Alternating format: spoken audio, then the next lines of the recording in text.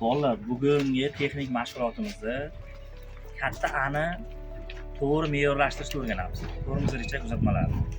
Agar katta A'miz kompozitsionniy kalotka bo'lsa, normada 35 dan kam, 50 dan ko'p ketmasligi kerak. Agar chugunli kalotka bo'lsa, 40 dan kam, 60 mm dan ko'p ketmasligi kerak. Endi katta A'miz nima uchun kerak degan savol bor. Agar katta A normadan kam bo'lib qolsa, otpus qilingandan keyin shtok o'tirgan taqdirda ham bir tomonni qisib qolishi mumkin. Ya'ni tormoz qo'yib yuborilgan holatda ham bir tomonni zakling qilib, kalotka bilan kalotka kolesoga yopishib, tormoz qilish holati bo'lishi mumkin. Agar normadan katta bo'lib ketsa, shtokda ko'p chiqish evaziga tormoz effekt yaxshi bo'lmaydi.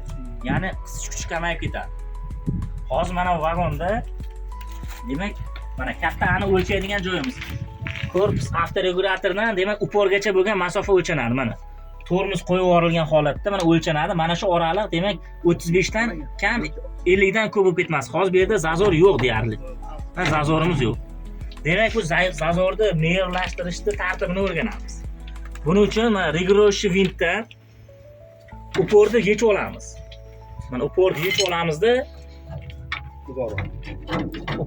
olamizda to'liq tormoz qilamiz vagonni. Qo'ydim.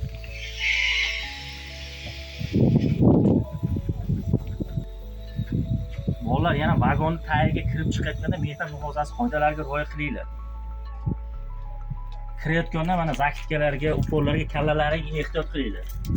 Demak, mana to'liq tormoz qildik hozir. To'liq tormoz qilganimizdan keyin uporni avtoregulyatordan agar vagon yuksiz holatda bo'lsa, orada 5-10 mm zazor qoldiramiz yuksiz vagonlarda. Agar yukli vagonlar bo'lsa, uporni tekkizamiz. Agar yuksiz bo'lsa, 5-10 mm zazor qilib, rigoroshchi vintimizni o'shanga to'g'rilaymiz. Mana rigoroshchi vintimizni demak, shu holatda bo'lsa, rigoroshchi vintimizni orqaga qaytaramiz. Rigoroshchi vintni mana qotiramiz.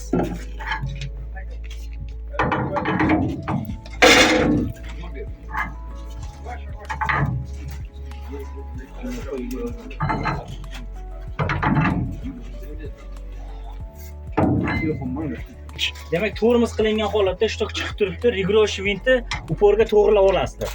Uporni bir uchini korpus avtoregulyatorda korpusiga tekkizasizlar orqa tomoniga. Agar porojniy bo'lsa, demak 5-10 mm zazor tashlaysiz. Hozir vagonimiz porojniy, demak zazor tashlaysizlarda xuddi shu holatda mahkamlaysizlar. Rigoroshchi vintga mana. Uporni mahkamlaysizlarda Bosdim.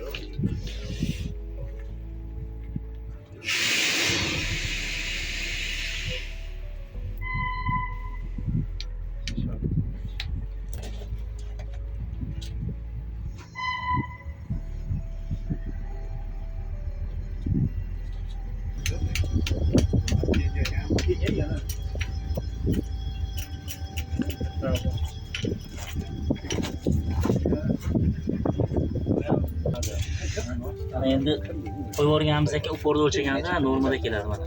35 ga keldi aka. 35 mm bo'ldi. 5-10 mm razmerda ochiq kalotkalarimiz. Mana shu demak normaga qo'ydilaring, hozir 35 mm, 35 dan kam bo'lmasligi kerak. 5-36 mm ga qo'ydilaring. Demak, porojnida 5-10 mm tashlaysizlar, uporga burjona bo'lsa tekkizasizlarda. To'liq tormoz qilib yana tekshirib olasizlar. Tormoz qilib otpus qilganlaringni yana o'sha joyiga normaga keladi. Regurovka qilib bo'lganlaringdan keyin обязательно demak kalotka bilan juft qildiraydi orasini o'lchaysizlar. O'lchaganda masofa demak 10 mm bo'lishi kerak. O'lchab qo'ygan.